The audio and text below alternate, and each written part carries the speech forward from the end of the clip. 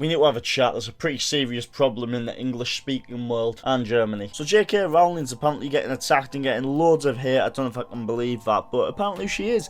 And what she did was said that 14 years old is too early to decide that you are in the wrong body, to decide that you will become transgender. There's a legal age simply for drinking alcohol. There's a legal age for when you can have sex and all that. But she's getting attacked for saying that when you're 14 you should be able to fucking change your body. She's done nothing wrong. She said just common sense. But this stupid fucking propaganda's gonna increase. It's only getting bigger and it's only gonna get more normalised. And no one will be allowed to speak out on it. I mean, Joe Biden's just one of these many people. He spoke out against the LGBTQ community, but now he is so for it because he knows that he will get cancelled if he says anything against it, even the slightest little thing. Paedophilia is on the rise in the UK, US, Canada, Australia, Germany, all those places. I want to talk about Hugh Edwards because I think this is the big example. He's being defended by all these big companies like the BBC. Apparently he's done nothing wrong. I mean, personally I think the BBC and the police work together, but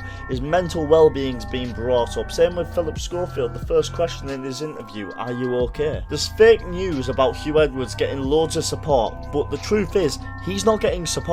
The only support he's getting is off these big corporations. If you work for the BBC, you're going to get defended if you're a nonce. Just look at Jimmy Savile. But the police have apparently seen no problem. See, if Hugh Edwards didn't work for the BBC, they definitely would have found a problem. I reckon the BBC, ITV, the police, Sky, sports clubs, music labels, they all work together. Like the BBC and Sky and ITV might fight for viewership, but they have the same values. The best mates in that regard. I said to someone recently, I think Manchester City and Manchester United, they want to battle each other on the pitch. They want the fans instead of the other team having the fans. But when you get to the higher up people, their values are all the same. Like everything they push is the same.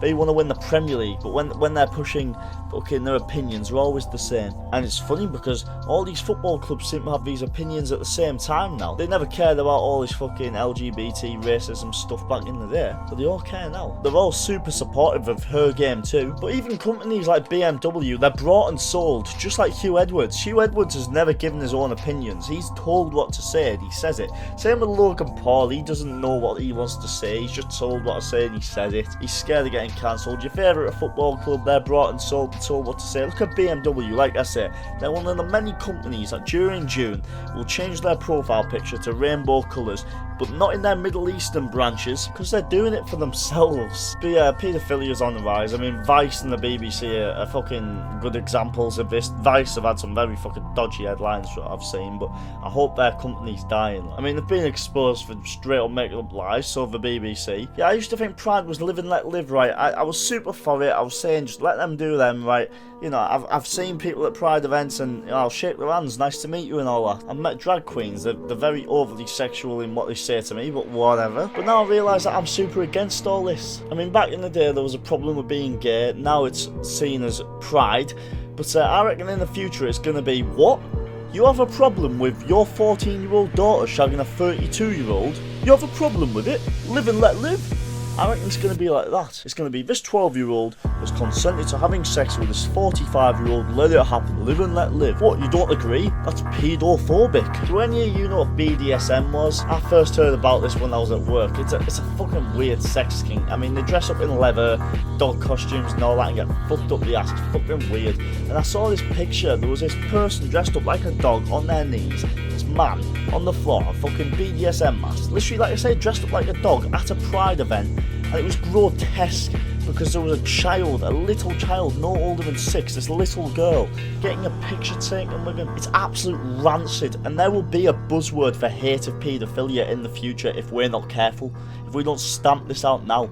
There's homophobia for hatred of gays, that's the word for that, and it'll be something else for nonsense, like the word pedo will become a slur. And then they question why Qatar and these African countries and places like that, they're against being gay in their country, and can you really see why? Because of what it's led to? I mean, someone who just wants to be gay in their own time, I mean, I don't have a problem with that, but it's all political and all propaganda and very fucking pedo-orientated. I think Elton John needs his hard drive checking after defending Philip Schofield, saying that it's homophobe. I want to have kids, just not in the UK. The present and the future is looking very grim, honestly. I'm not raising kids in a country where it's going to be normal for them to fuck adults, where they're being sexual with the adults. Nah, I can't handle it. I don't want my fucking 7-year-old kid to get taught about anal sex. I don't have kids, and I'm not going to have kids in this country. If I'm having kids, it's in a completely different place. Another example of paedophilia being on the rise is all the music videos are all the same. They all push the same narratives. I mean, a lot of them have the same storylines, and they're all also very over-sexualized. If you ask an opinion from someone and then ask the same opinion from someone that's from the same generation, it'll be the same opinion as what they've just said, especially if it's a more controversial topic. People from the same generations all have the same opinions, not a coincidence. But everyone supported Hitler and now they're super against him. Same with the idea of being gay, same with racism, same with women's rights. You know, no kids back in the day wore makeup, and, you know, none of them thought they were trapped in the wrong body. They all do these days. I mean, back in the day, it was kids don't speak until they're spoken to. I mean, look at who's being pushed on us in the music industry. You got Cardi B, Megan Thee Stallion, and that ginger afro lass, fucking Ice Spice. These people, they idolise being a slag, and personally, I'm 20 and I'm too old for this absolute tosh. You gotta think who's watching these music videos, because it's not your parents and it's definitely not your grandma, it's kids.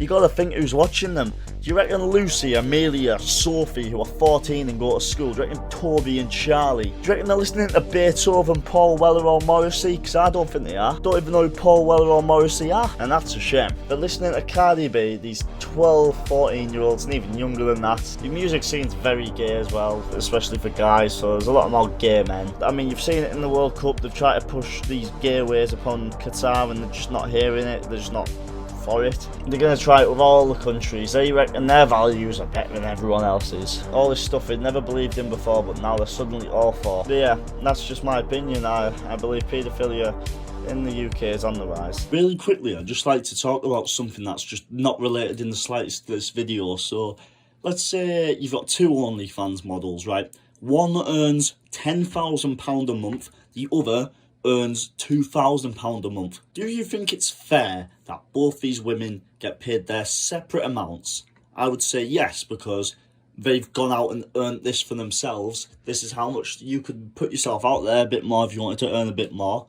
But personally, I call for equal pay for men on OnlyFans. I call for equal pay for men on Pornhub. Did you know men don't get paid as much as women on OnlyFans? And that's because the market for men is smaller. It's only fair that on OnlyFans women get paid more. That is only fair because they generate the most money, right? Whether you think the site should exist or not, in any business, whoever generates more money, fair enough, right? Now, men generate more money in football, and yet women want equal pay. Now, I've been to football matches, right? I saw a video on YouTube, my women's local team. They don't get barely any fans. They get a few, right? And they're probably the parents, right? I've seen the main stand completely empty of parts during the match, right? And when it comes to men, the stand is completely full. Apparently women got paid a higher percentage for their World Cup than men did for their World Cup. You know, men generated a certain pool of money which was a lot more than the women, and yet the women, all of their football players got paid a higher percentage of that pool of money than the men did. So the women were paid more. If you have a business that earns £10,000 a month, you cannot complain when you are not earning £20,000 a month. Like, where's this money meant to come from? They're playing it out like it's some big injustice, but in reality, they're asking for favours off the male football players. They want them to pay them with the money that the men generate. If women's football existed with all the fans it has right now and men's football didn't make a penny, women's football would go bust if they were asking for the money that they're wanting. If men and women's football both paid the same, but the women's football only came from what they generated, women's football would cease to exist. It wouldn't exist. I don't know how many players play at the World Cup. Let's just say it's 100. Obviously, it's not 100, but let's just say it is, right? If you've got 100 people and you're earning £10,000, obviously it's not £10,000, but let's say you earn £10,000 and there's 100 people, you can't split it between 100 people who earn £10 million, you know what I mean? You can't split it between 100 people who earn £1 billion. You know what I mean? But anyway, that's just a little rant I wanted to get out of the way, because some Australians women's team, bearing in mind, wasn't the Australian women's team, they're meant to be one of the best women's team, like they were third in the world or something, ranked, and they got beat by a team of 15-year-old boys who asked for equal pay, funnily enough. Like, they were being all cocky, asking people to come on, and then Wilfried Zaha went up against a team of women by himself and fucking smoked them. But anyway, I just wanted to speak about that after this video. I'll catch you next time in a bit.